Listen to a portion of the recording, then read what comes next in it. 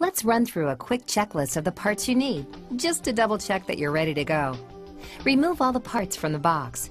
You should have an eSpring system, power adapter, diverter valve, and on top of the valve, a plastic fastening ring and a metal connector. In the hardware kit, you should have a threaded adapter, a universal adapter, and 2 tie straps. Finally, you should have 2 elbows, tubing, and 2 tubing supports, and a tubing removal tool. Be sure you're installing the eSpring water purifier onto a faucet that supplies cold water. Do not run hot water through the water purifier at any time. If your faucet has an aerator or wire screen, unscrew to remove it and the washer from the end of your sink tap. Then unscrew the plastic ring and metal connector from the top of the diverter. Set aside the plastic ring and diverter. There are 4 possible ways to complete installation of the diverter, depending on the shape of your tap. We'll go through all 4 here to make sure you're covered. If the threads on your tap are on the outside, slide the plastic ring over the metal connector and screw the connector and ring to the tap. Then use a coin to tighten. If your tap is too small, screw the threaded adapter to the metal connector and remove the rubber washer. Slide the plastic ring over the metal connector and screw the connector and ring to the tap. Then use a coin to tighten.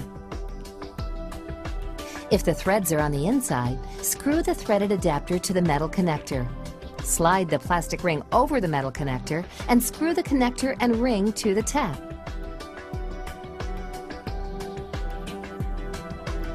Then use a coin to tighten. If your tap doesn't have threads, then you'll need to install the universal adapter. Unthread the 4 screws until the ends meet the inner edge of the universal adapter. Turn the textured adapter collar 2 complete rotations clockwise so the collar fits loosely on the adapter. Press the universal adapter up to the end of the tap until it touches the inside bottom of the adapter. If the outer diameter of your tap is too large, unscrew the adapter collar and remove the plastic sleeve. Then screw the collar a half a turn to fit loosely. Center the adapter on the end of the tap. Hold and press the adapter against the end while using a screwdriver to evenly tighten the 4 screws on the side of the adapter. Once the adapter is secure, turn the collar counterclockwise until tight. Slide the plastic ring over the metal connector and screw the connector and ring to the tap. Then use a coin to tighten. Regardless of which adapter you used, press the diverter up to the tap and screw the plastic ring onto the diverter. The next step is to attach tubes to the diverter. To do this, unscrew the textured nuts from the diverter. With the threads inside the nuts facing away from the tube, push the large nut onto the large tube and the small nut onto the small tube. Simple, right? Firmly push the large tube onto the large or inside barb and the small tube onto the small or outside barb. Then hand tighten the nuts. If you'd like, use the tie straps to secure the tubing to the sink tap. There, you've got one side of the tubes connected and ready to go. Now, onto the other side. Place the unit where you'd like it on the counter, where it's close enough for the tubes to stretch from the tap to the unit and the power adapter from the unit can plug into an outlet. Now take the cover off of the unit. Then remove the clear electronic module and set aside. Not too far though, because you'll need them later. If the tubes are too long, you may use a sharp knife to shorten them by cutting the tubes at the same length where the tubes are not bonded together. The easiest way to find a spot is by gently pulling the tubes apart to find where they separate. Be sure to cut a very straight line so the ends of the tubes are flat. Okay, if you've avoided using your owner's manual up until this point, you have to break your record here. You'll need to find the tubing template in the manual. Then, lay the large and small tube on the diagram and use a pen to mark a line across each tube at the arrows. Then, push the 2 tubing inserts into their respective tubes. Insert the large and small elbow into their respective locations on the unit. You'll feel resistance, but keep inserting it until you meet the line or it's hidden from view. Now simply insert each tube into the proper elbows. Again, you'll feel resistance, but keep inserting until you meet the line or it's hidden from view. The water will flow from the diverter according to the position on the handle on the diverter. The first icon position produces a shower of untreated water. The second icon position produces a straight stream of untreated water. The third icon position produces a straight stream of eSpring treated water. Now you're ready for water to flow through the unit. Turn on the cold water tap and switch the handle to the treated water position. Allow a few moments for the water to flow from the tap.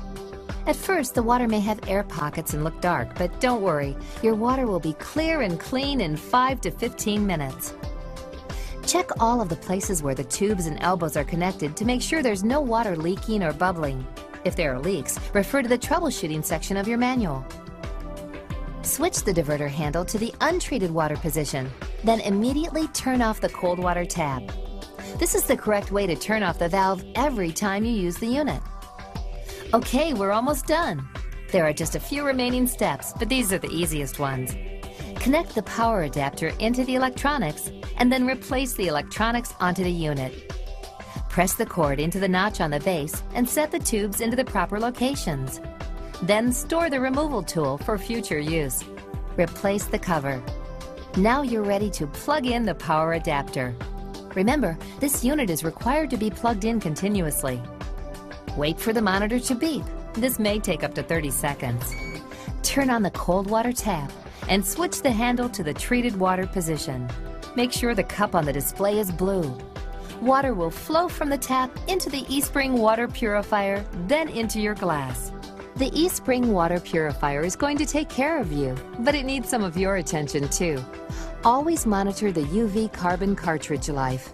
The unit will signal you when it's time to order a new cartridge, and then again when it's time to replace it. The last bar will start flashing and beep once when treated water flows, letting you know that you have less than 10% of cartridge life remaining. This should leave you plenty of time to order a new cartridge.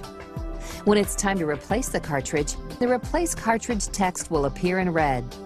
The cartridge light will be flashing, and when treated water flows, the unit will beep continuously. Every 2 years, you'll need to replace your diverter and tubing. But don't worry, that won't be for quite a while. So for now, just enjoy drinking plenty of eSpring water. Congratulations, you did it! eSpring will now deliver clean water to your home that will help you and your family get the most out of life. Now reward yourself for a job well done. You deserve a glass right now.